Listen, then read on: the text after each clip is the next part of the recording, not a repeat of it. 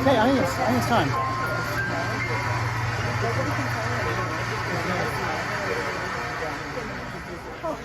Yeah, so that's what we are. Well, good evening, everyone. So that's what we're doing right Thank you all for being here. We really appreciate it. Hope you can come over here and join us. I hear the sound. Sean, a little bit quiet over there.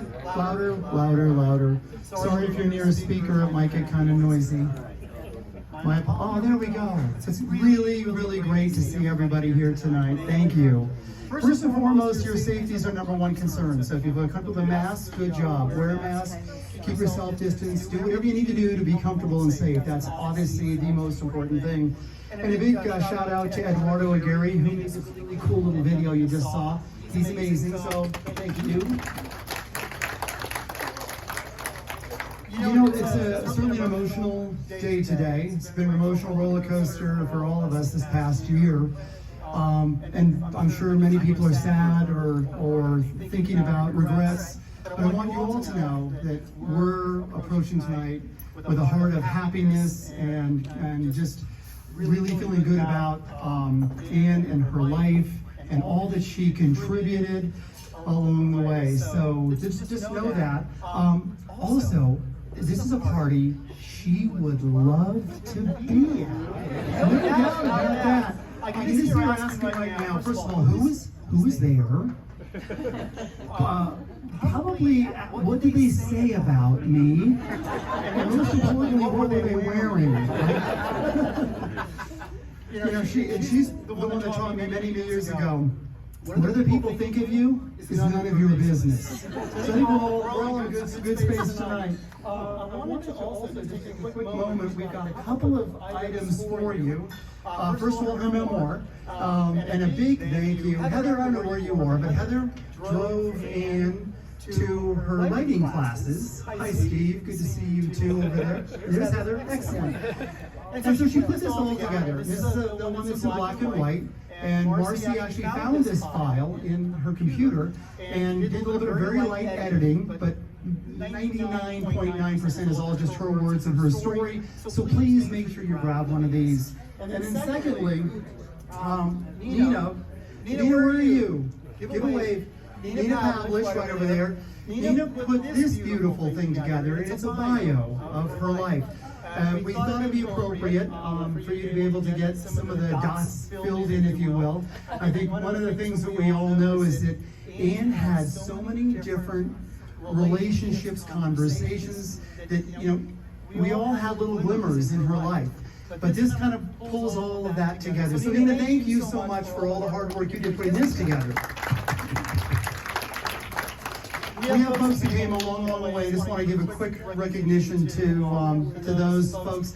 Tim and Ann Mygatt, my uncle and aunt from Florida. Walker and Rachel, give a wave over there. Walker and Rachel are right over there as well. Craig, where are you? Craig is somewhere around here. Alec and Becca, great to see you. You didn't come very far. Cherry Creek, not very far, but great to have you here. And then we also have John and Julie Bliss and their son Billy. John is Ann's brother, and it's, where are you? Where's John?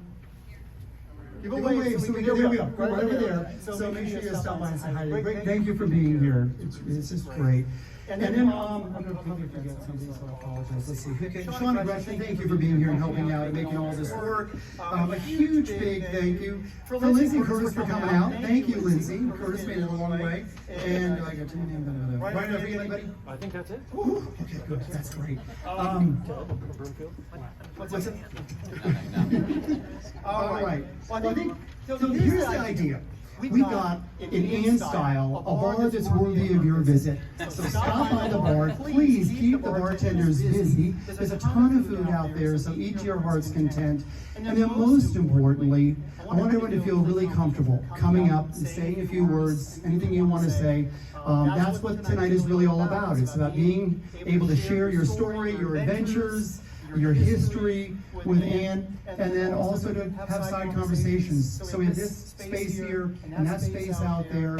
Just know that it means a ton to Brian, myself, Marcy, Jennifer, and the whole family that you're here. And thank you all for the cards you've sent, the comments, the stories, the adventures. photos that people The photos, yeah, bringing in the photos were fantastic. So thank you so much. Tonight is in honor of an incredible individual that has shaped so many lives and created so many memories for so many of us here tonight. So a big thank you from our heart to all of yours for being here this evening. So with that said, I'm going to check to maybe say a few words, and then we'll just roll into the evening.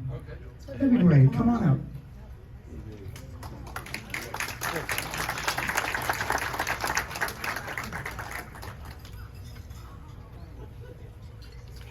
Thanks for being here. Everyone here I know is important to Anne and vice versa. So I put some words together, and I don't do this for a living, so be generous in your listening. My life is punctuated by moments of joy and sorrow. Of these, the two biggest moments are the day I met Anne Mygatt and the day she left us. Even now, I can hear Anne always looking to beat me to the punchline, asking, "Was it my coming or going that brought the joy?" For the record, in my world, it was always her arrival that brought joy. We met in a group studying the book A Course in Miracles in the basement of the old Unity Church in late 1989.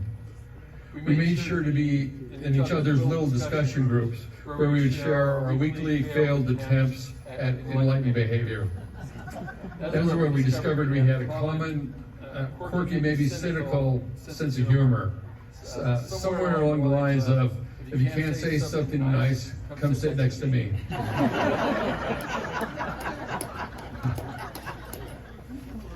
Over time, we became good friends, and then more.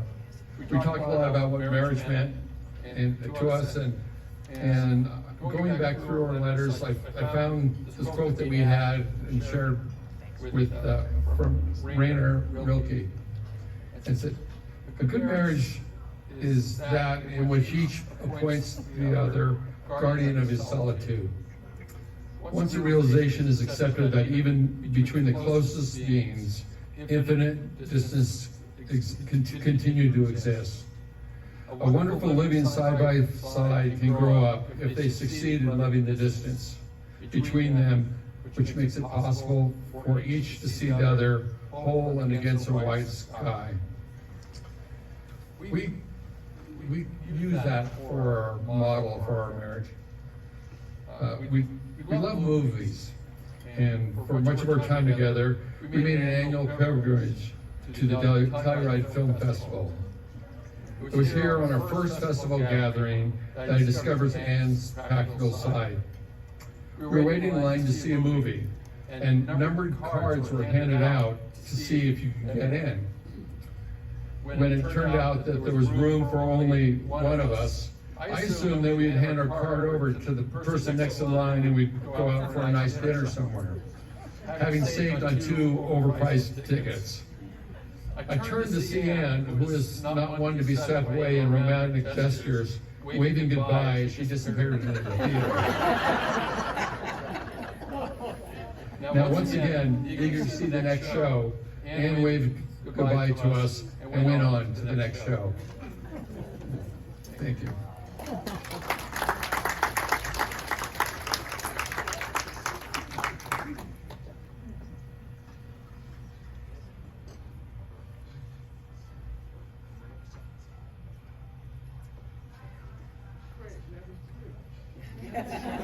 Would anyone else like to step up? There's no special numbers, there's no cards you have to grab. Just come on up, grab the mic and say a few words, or just stand up wherever you are, or just swing by the bar, whatever your pleasure.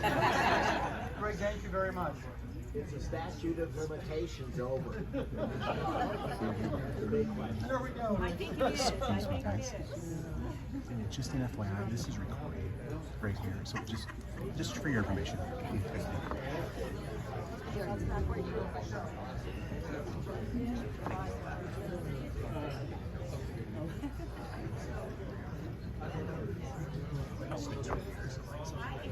Lydia told me to go up there. Thank you. Thank you.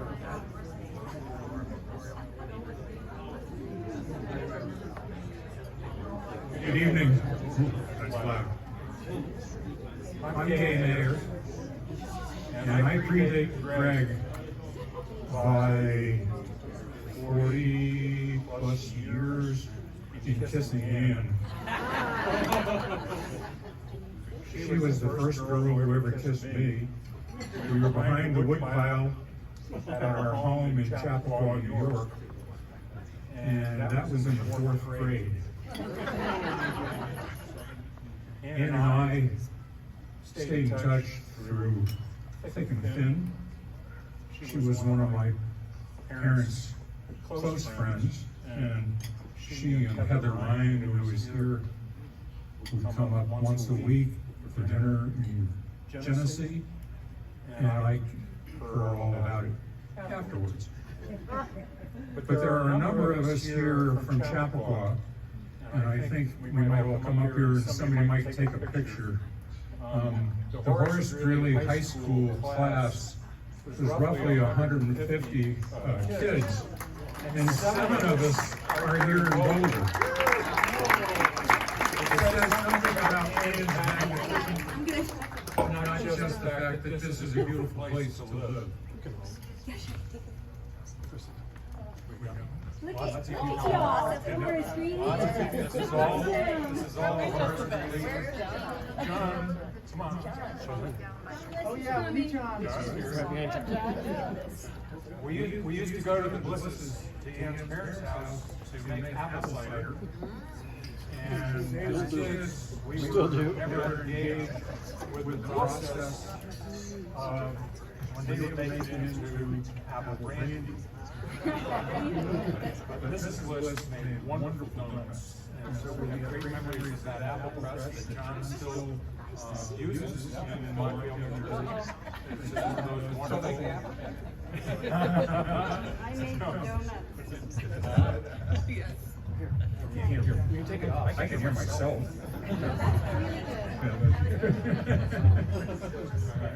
Thanks, Marcy. You're all. I'll just. No. One of us who's not here, Ann's first husband, Bruce. Thank you, guys. Thank you.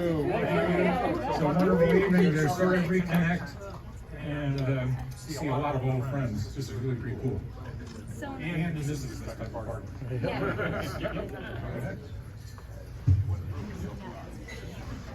We had a homeroom in Horace Greeley. Miss Curzon, our English teacher, she arranged us alphabetically. A down to the B's, then more B's up to real low B's, and then so forth. Puerto Rico. Marie Barkman was the end of the first column. Then somebody else came up there. Ann Bliss was the second from the last in the second column, and Steve Blue was the last one there. So I had to sit there and listen to Marie and Ann chatter back and forth because they lived next door to each other, came to school together, and yeah. Except when they told me to butt out. That's where I met Marie, and we've been together 50, oh God, almost 60 years.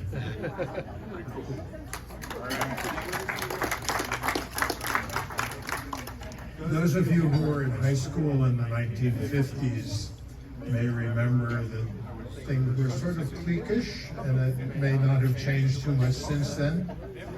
Anyway, Ann and I were not close in high school. She knew who I was, I knew who she was. That changed with our 26th reunion.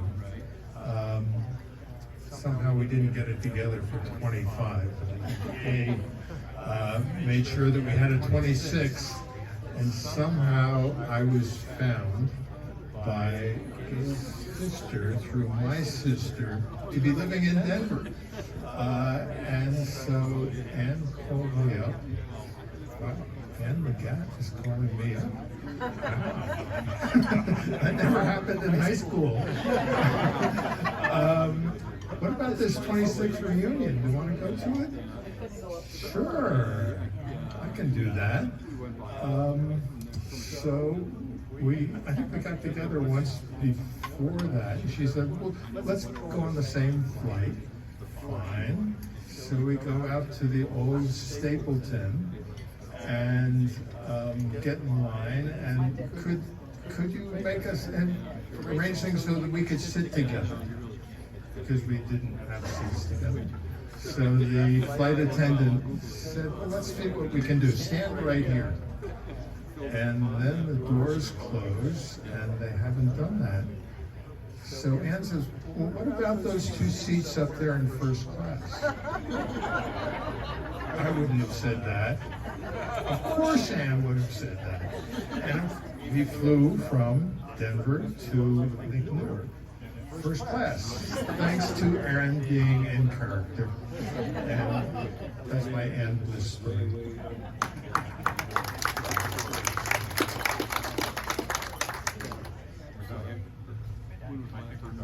Somebody else can take over.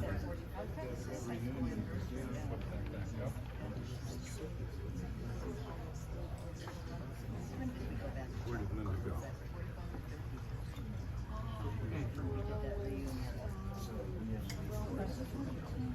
So I think Chris indicated that, you know, Ann had her myriad relationships in different groups, and I guess I would represent her as a colleague with the Boulder County Bar Association.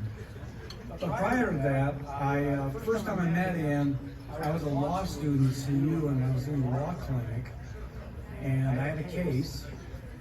And the first time I met Ann, she was the prosecutor. And fortunately, the ticket wasn't written up right. I would like to say I discovered it, but my law professor did, where they didn't put what was called the prima facie speed limit.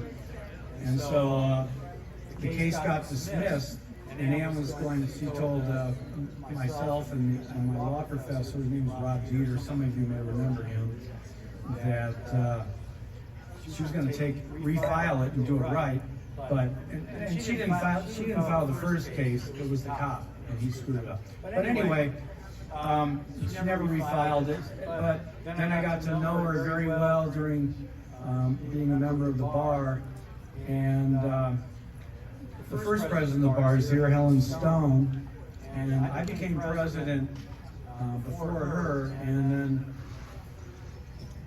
one of my jobs was to pick my successor, and I knew Ann very well by then. We were both been on the board and all of that stuff, and I didn't hesitate to ask her to be the next president. And she was, I believe, Helen, the 3rd president, female president of the Boulder County Bar. She served herself well, and I always, so we have prior to COVID, had a past president's dinner every year, so we always kept in touch and always enjoyed her humor and her good spirits through all of her health issues, and I just wanted to share that with everybody. Thank you.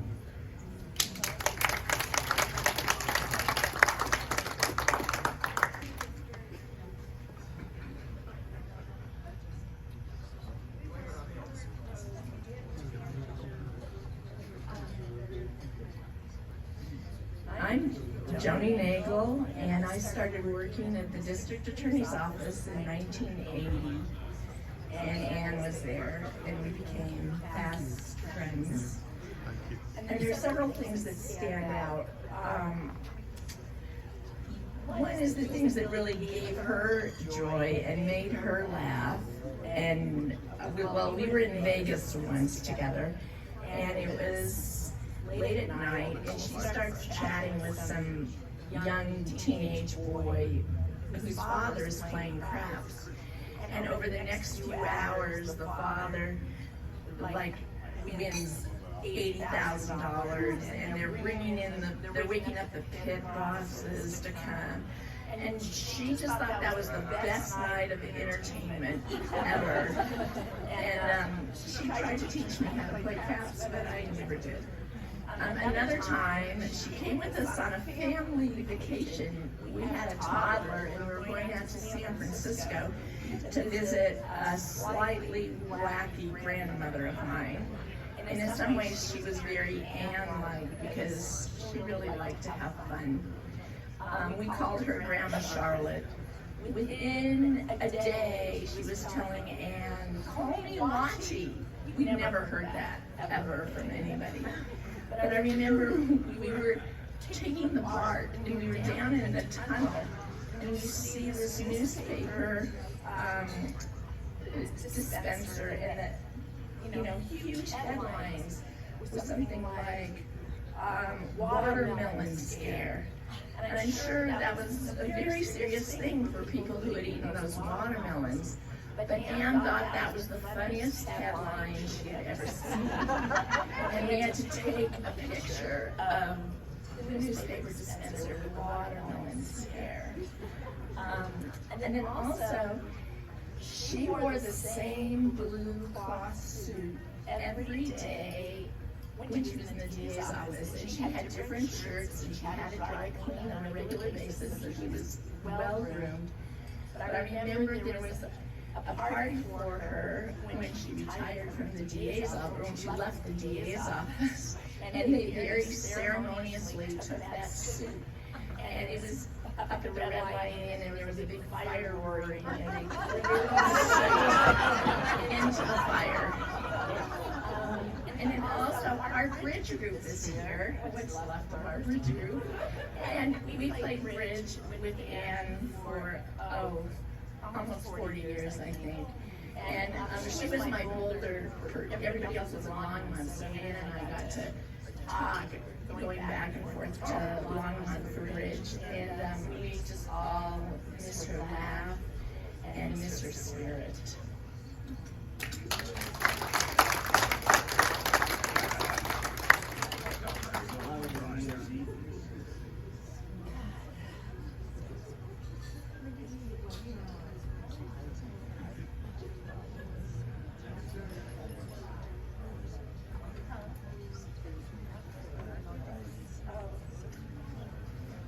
I'm Mimi Wesson, old friend of Anne's, and it's wonderful to see everyone here gathered in her honor, and it's so true. If she were here, nobody would have a better time than Anne. I like to think she's watching and definitely noticing what everyone's wearing and waiting to see what everyone says about her. So I have just a couple of Anne stories. I could go on all night, but just a couple. So when I had known Anne for a short time, in the early 1980s, I had an opportunity to take some time off from my teaching job at CU Law School, and I decided I wanted to go trekking in Nepal. And I didn't have a travel companion at the time, but I knew Anne well enough to know anything she was involved in was going to be fun. So I called her up and I said, "Hi Anne, this is Mimi Wesson, remember?" And she said, "Yeah, oh, hi Mimi." And I said, "Listen, you want to go trekking in Nepal?"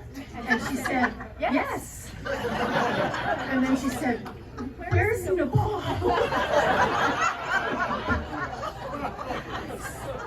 And we went and we had a wonderful time. And another story I remember about that time was we had gotten back to Kathmandu after our trek up to the Everest region. And we were waiting for a few days for our plane to take us back home. So we were just hanging around in the Kathmandu Valley and going out at night and listening to music. And we went to a bar one night, and as always happened when Anne was around, guys started coming around. So guys came around and were asking us, like, did we want to go to the disco? Did we want to go to another bar with them? And we kept saying, no, we don't want to go. So they hung around for about an hour and they finally left. And then we got ready to leave, and Anne looked in her handbag, which had been hanging over the back of her chair, and her wallet was gone, and her ticket home was gone, and her passport was gone. So we were all like, oh, what are we gonna do? The next morning, we went to the embassy, but it was a Saturday, and it was totally closed, and there was only one guard, like standing guard at the gate, like this. And I said, Anne, you know, it's closed. I mean, I don't know what we're gonna do, but we can't get into the embassy. She says, you just stand here. And she goes up and she starts to talk to this guy, and I could see him, he's like this. And she's talking and talking, and then finally goes, he starts to laugh, and then before long he kind of relaxes, and he's talking back and forth, and then she comes back out to me and she says, he's gonna call the consul. So he gets on the phone, and then pretty soon a guy in a suit comes up. And he's also very stern, you know, like this. And Anne says to me, hang out over here, I'm gonna talk to this guy. And exactly the same thing happens. You know, she talks, and after a while he uncrosses his arms, and he's like this, and then I see him smiling and laughing, and then a few minutes later, she comes back and she says, he's gonna let me inside. You just wait here. Okay? So she goes inside with this guy, and about half an hour later, she reappears with a passport. And I remember thinking at that moment, like, if I ever get in really bad trouble, I know exactly who I'm gonna call. So, when Anne was no longer able to get around that much, I used to go visit her first at the house on Arapahoe and then at the Carillon. And I told her that I was learning to play the hammered dulcimer, and she asked me to bring it one time and play it for her. So after that, every time I went to visit her, I took the hammered dulcimer and played a couple tunes. So this is making me really nervous, but I promised myself I'd play a couple of her favorite tunes here.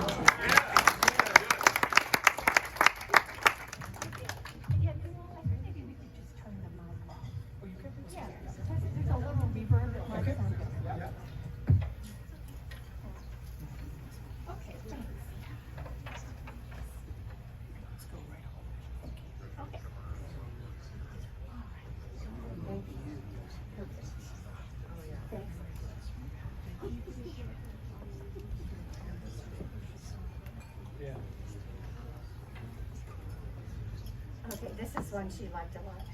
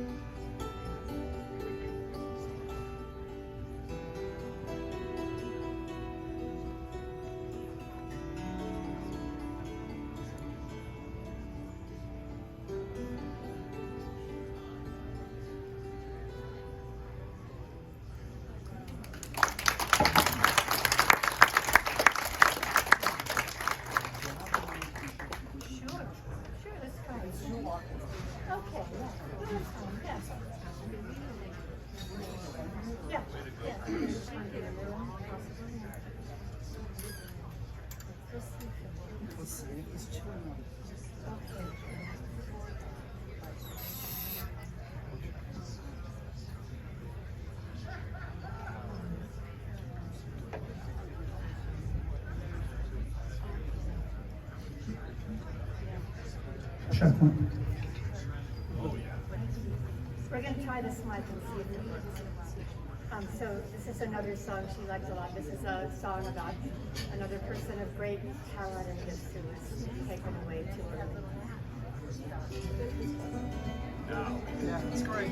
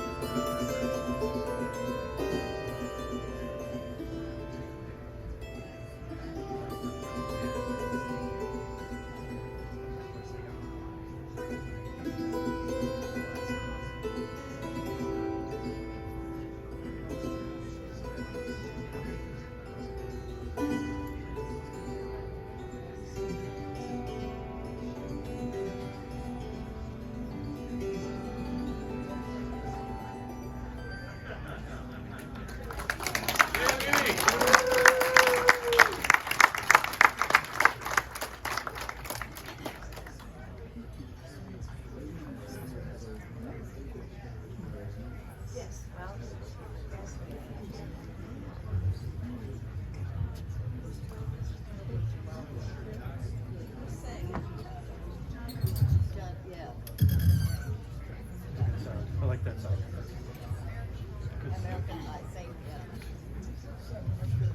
Anybody else want to try the hammer? Mimi, thank you. That's wonderful.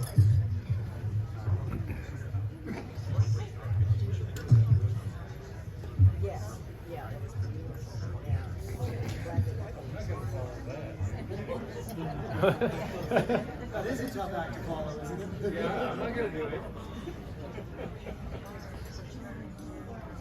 Anybody else want to join us while that's open mic? Open mic night.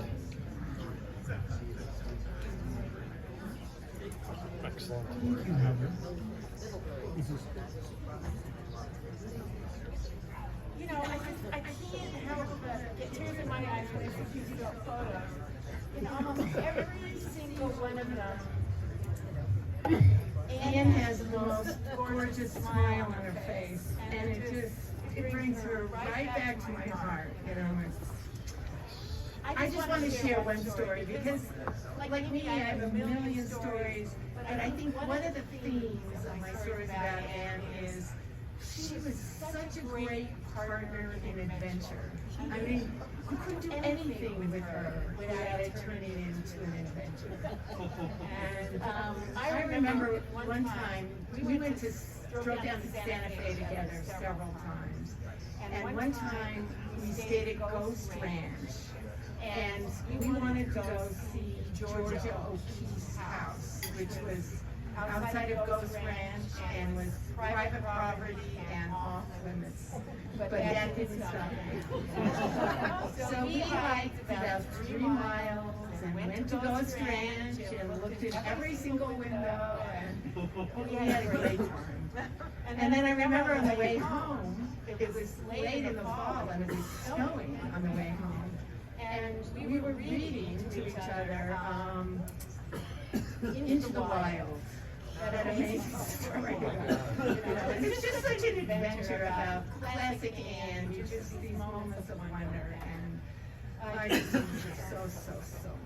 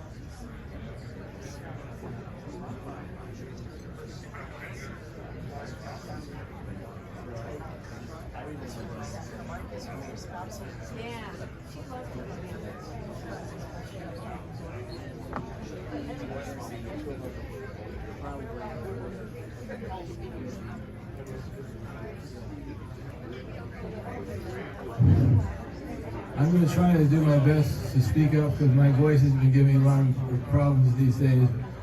But I feel like I want to say something on behalf of the Parkinson's community here in Boulder, which Anne was a very important part of.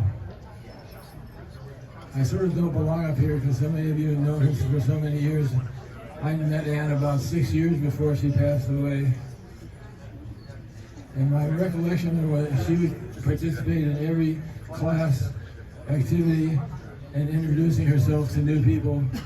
She got great joy in spite of all her friends who were lawyers by introducing herself as a recovering lawyer. I think what I remember most about Anne, and my stories don't run as deep or as long as many of yours, but everything she participated in with vigor and enthusiasm, regardless of how her symptoms were trying to hold her back.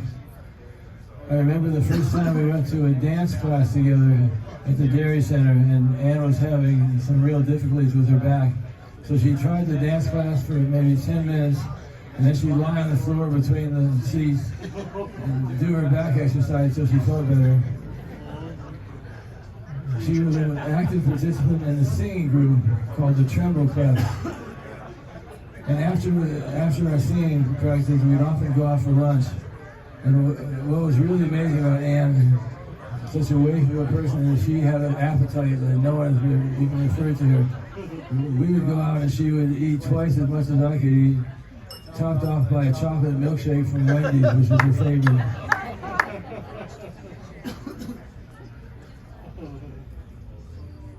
I'm not quite sure what else to say other than being with Anne was always a treat, and it's always like sort of being on the edge of a knife. You never knew what was going to happen next. I remember when she was having trouble getting around, and Greg got her a scooter, I think one of 2 or 3 scooters. And the first time she went out, she would cross town on the scooter and would go through these intersections trying to beat the traffic. Usually she did. Through the time we knew each other, she talked to me a lot about her love of gambling, which is something that was very far from my heart. But I kept promising her I would take her gambling. In the last year of her life, we went up to Black Hawk, And I told her, I don't drive well at night, so if we're going to go gambling, we need to finish up so I can get home while it's still light. Well, Ann was on a winning streak at the blackjack table, and I couldn't pry her apart, so we ended up driving home in the dark, but she had a very successful day. There's so much else I could say about Ann Mygatt, but she left her imprint on everyone in the Parkinson's community and was loved and respected by everyone who knew her. So I'm glad to call her my friend and glad to have known her during the last 6 years of her life. Thank you.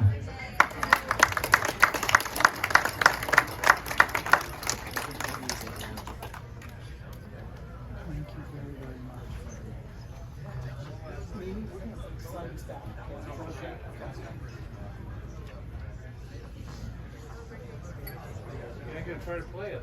No, I know better than that.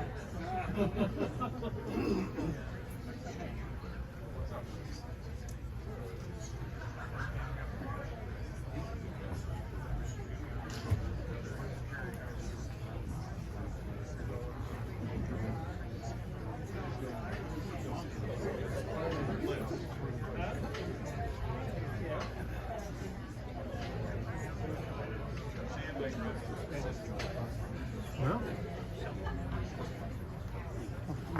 good.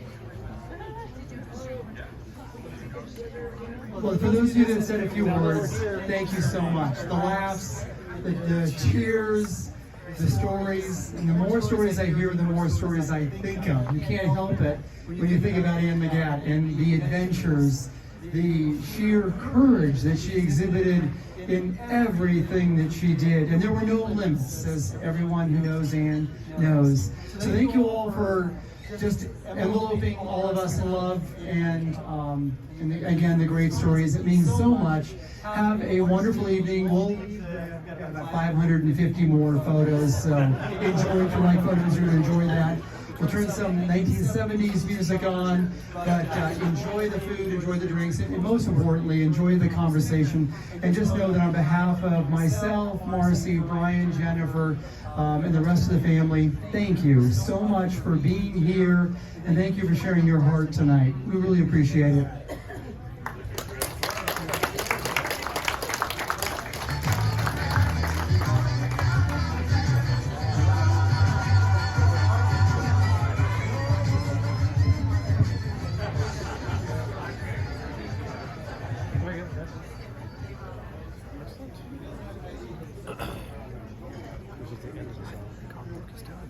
We can start drinking. So I think I know the answer to this. But about a decade ago, my father found letters from Helen back to her family, including Ruth. And he made a PDF of them. And I'm assuming that never migrated to your side of the family. No. Are they around still? I have them on my email, so I will forward them to you. Will you please? That'd be great. That would be so nice. Apparently Helen got sent out to Wyoming in the summer of 1912 as a teenager to spend the summer on a ranch somewhere. And these are the letters Oh, that back. would be great. Thank you. Thanks for coming up. I didn't mention like a moron. I knew I was forgetting somebody. I knew. That's why I said, am I forgetting somebody? Second cousin. Oh, no, but still, you came a long way, and thank you. It means a lot to us. We're going to be coming up a lot more. Right? Good. Yes. It's more sort of surprising that somehow Mark. Thank you so much. Oh my God. We have a few more stories than that. The one of her in the witch's hat? Yes. So, it was like the day after Halloween, and they were on sale in the gift shop at the hospital. And I thought, like, wouldn't take it off. She was like, witch's hat. It was like the best present you could buy. It was like 75% off. I love it. Oh my gosh. The photos are great. Some people sent so many photos in. It's so much fun. Oh. Hi, I'm Joni. I'm John Cousins. Hi. John's a relative of ours from Albuquerque. Second cousin. Yeah. So I have lots of close second cousins. I love my second cousins. we have photos of your family, your mom and dad, down in the Bahamas. You probably, maybe, did you see them come up yet? No. Oh yeah, you'll see them. They're 1972, 1970 in Exuma, Bahamas. 72 or 74, I remember. 72, That, yeah. we, Yes. That's what I say. That was sort of the. I think There's we a picture of decided yours. that Yeah. one of Ruth and Elliot's 60th, 65th wedding anniversary was probably the last time Dave and I had seen you. But before then, it was probably the Bahamas. Right. Jody, thank you so much. Sort of a little surprised my mother didn't go, "You're in Albuquerque now." I mean, like 28 years ago. All right. Well, time to eat. Time to get some food. And maybe a drink. Indeed. You deserve it. Is it good? But it's also fun catching up, like finding all these Chappaqua. It's amazing. Isn't it? Chappaqua contingency is good. Right, so I get on both sides. That's right. Exactly. Exactly. Are we ready to? Oh yeah, yeah. Thank you. So it's We got it? 48